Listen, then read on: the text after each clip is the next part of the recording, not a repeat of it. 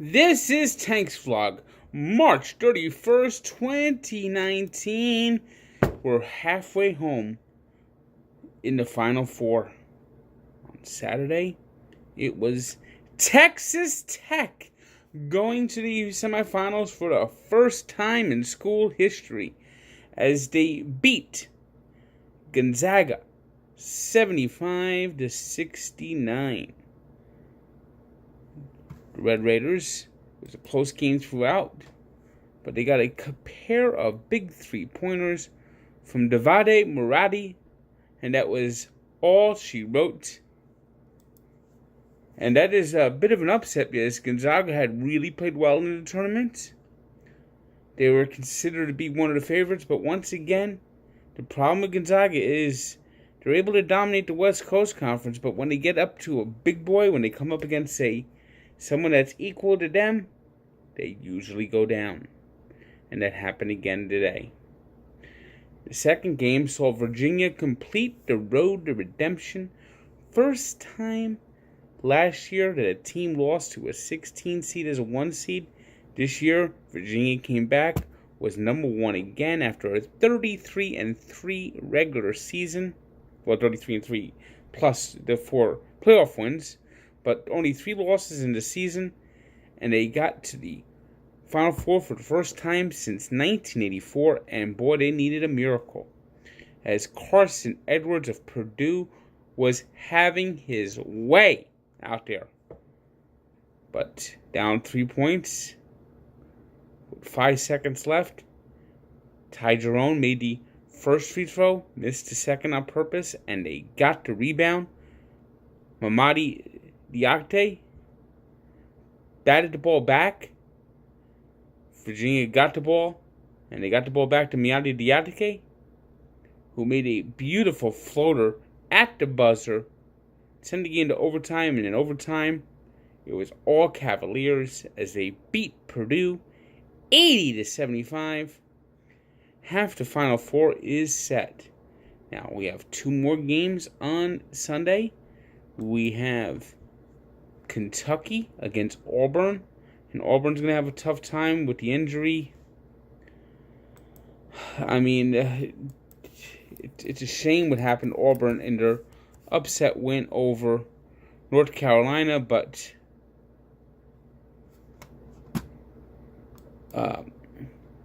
Chuma Okade will not be out there after it was revealed on Saturday that he had a torn ACL, and without Chuma Okeke, they would never have even beaten North Carolina. And I can't see how Auburn wins this game without him. And then the big one, the one that everyone's anticipated since they saw the tournament begin. We're talking about Duke versus Michigan State. Duke, I mean, they've lived survive and advance the last 2 games. If they're gonna want to beat Michigan State, they must play better. They must play like the Duke team that was number 1 all year. They need Zion Williamson. They need R.J. Barrett to come up and have outstanding games because Michigan State is going to be tough.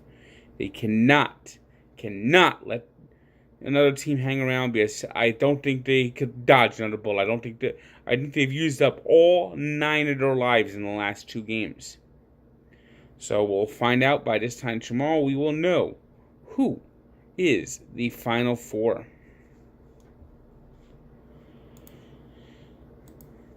After a day off, the Mets were back in action on Saturday, and Noah Syndergaard had a middling outing. Mets did take him to an early 3-0 lead, but he allowed 4 runs in 6 innings. Like I said, it's a middling start. It wasn't a great start. It wasn't horrific. But in the 8th inning, it was J.D. Davis. What the Mets need a big hit now. It's J.D. Davis. What a big hit now. In his first start as a Met, he got a 2-run single. Mets ended up putting up a 4th spot in the 8th. And then Yuzari Familia was shaky. They brought in Seth Lugo, and boy, did he just whew, the ballpark was just deep enough. As the game stayed Mets with a 4-run lead, Mets actually ended up adding 3 more runs in the ninth. And then Seth Lugo, horrible ninth inning. Sloppy defensive plays. But the Mets eventually do hold on. They had to use Edwin Diaz to get the save. That's why they got Edwin Diaz. And it was a 1-pitch save as they beat the Nationals 11-8 and remain 2-0 on the season. Meanwhile, the Yankees lost to the Orioles. 3 errors committed by the Yankees, leading people on the bases. You know, the Yankees are what the Mets have been in the past. You know, the Mets scored 11 runs today without the benefit of a home run. I think the Yankees are now slaves to the homer. And if they're slaves to the homer, I think that's a bad way to play baseball. Call me old-fashioned, I don't know. I just don't like... I think that if you become too reliant on the homer, you end up screwing yourself. And, of course, the Yankees missed several clutch opportunities, and they lose to the Baltimore Orioles 5-3. Orioles, as bad as they are, always seem to come up and play much better against when they play the Yankees. It was the Indians 2-1 winners over the Twins.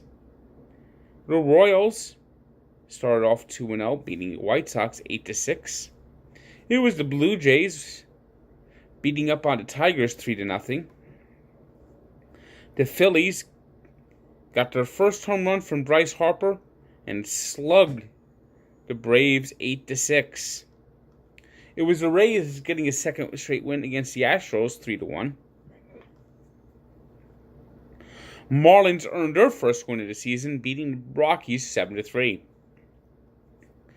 Christian Yelich, the reigning MVP in the National League, has a home run in every game this year, as the Brewers beat the Cardinals 4-2. It was the Rangers beating the Cubs 8-6.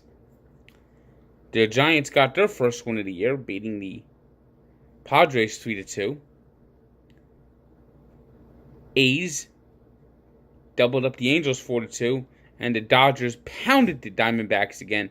Diamondbacks look like they might be in for a long season. Final score of this one was 18-5.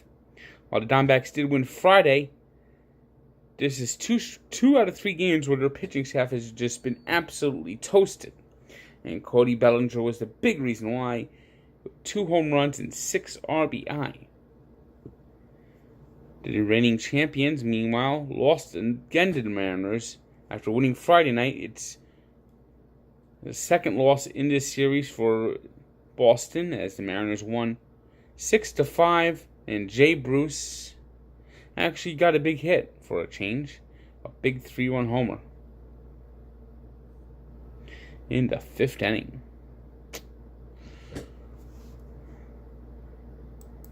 Saturday night, I went to my last Devil game of the season. Of course, Devils have had a nightmare season, ravaged with injuries. Haven't seen Taylor Hall since December. And they actually played well tonight. Went to overtime against the Blues, a playoff team, but with 2.8 seconds left, Vince Dunn scored in overtime to give Blues a 3-2 win. And, of course, that just sums up what this season has been like for the Devils. The only thing you could hope for is they get a good draft pick. Taylor Hall comes back healthy and is back to being the MVP he was last year. And to just move on to the future. I mean, you got a young team. Continue to get young. Continue to build around the youth. Add some defense, please, in the offseason. And I just hope that next year's better.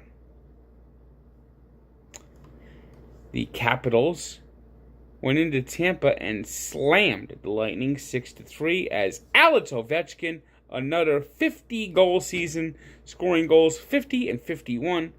You know, don't look now, but Alex Ovechkin, I think, is going to make a serious run at Wayne Gretzky's record for career goals.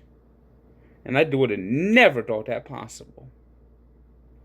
It was the Panthers ending the Bruins' 12-game home winning streak with a 4-1 win. The Hurricanes Blue passed the Flyers 5-2, keeping themselves in playoff position. It was the Senators doubling up the Maple Leafs. Maple Leafs not finishing the season strong. 4-2 was the final score in that one. Islanders, meanwhile, secured a playoff spot, beating the Sabres 5-1. Le Canadiens kept their playoff hopes alive with a big win over the Jets 3-1. But Columbus kept the pace, beating the Predators 5-2. It was the Sharks in overtime, a 4-3 winner over the Golden Knights on a goal by Britt Burns, finally ending their losing streak. It was the Ducks all over the Oilers 5-1. The Canucks beat the Stars in a shootout 3-2. And Drew Doughty scored on the power play in overtime to lead the Kings over the Blackhawks.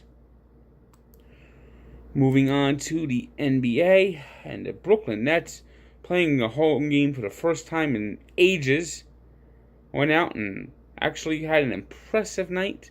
Very important win. They were back to 500.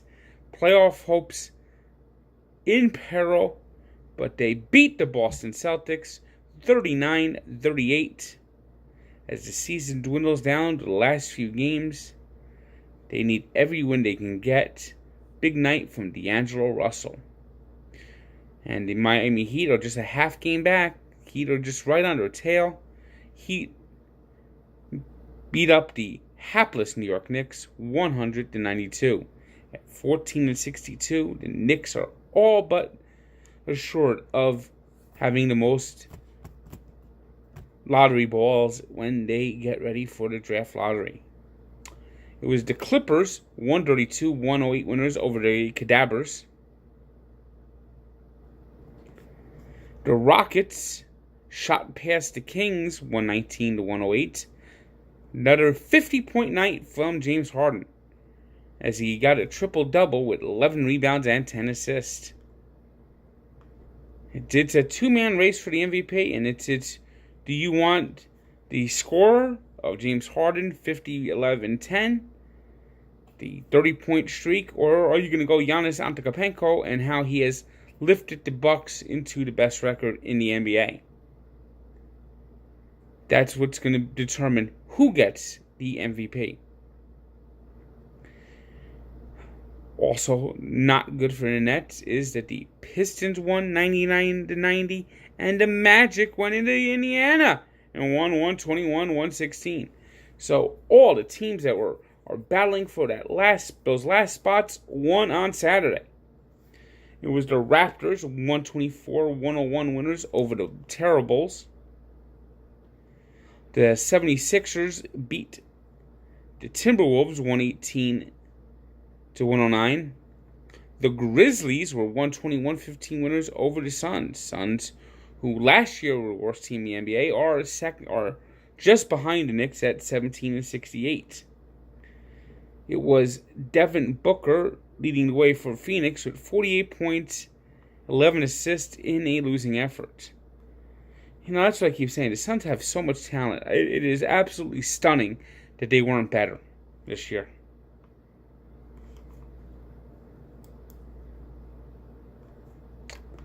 Today's three stars are James Harden with his 50 points and a triple-double, leading the Rockets past the Kings.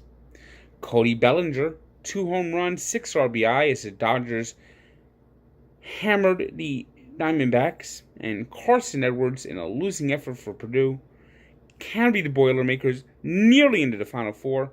Incredible performance, 42 points. The only thing he didn't do was get the win. Today's birthday shout-out goes to the man who almost took the Canucks to the 1994 Stanley Cup. I'm talking about the Russian Rocket, Pavel Bure, who turns 48. And we take a look back to 1973, when Muhammad Ali suffered the second loss of his career and had his jaw broken by Ken Norton. Check out the full story at Barstool Sports and Sports Encyclopedia, where sports history lives. Good day.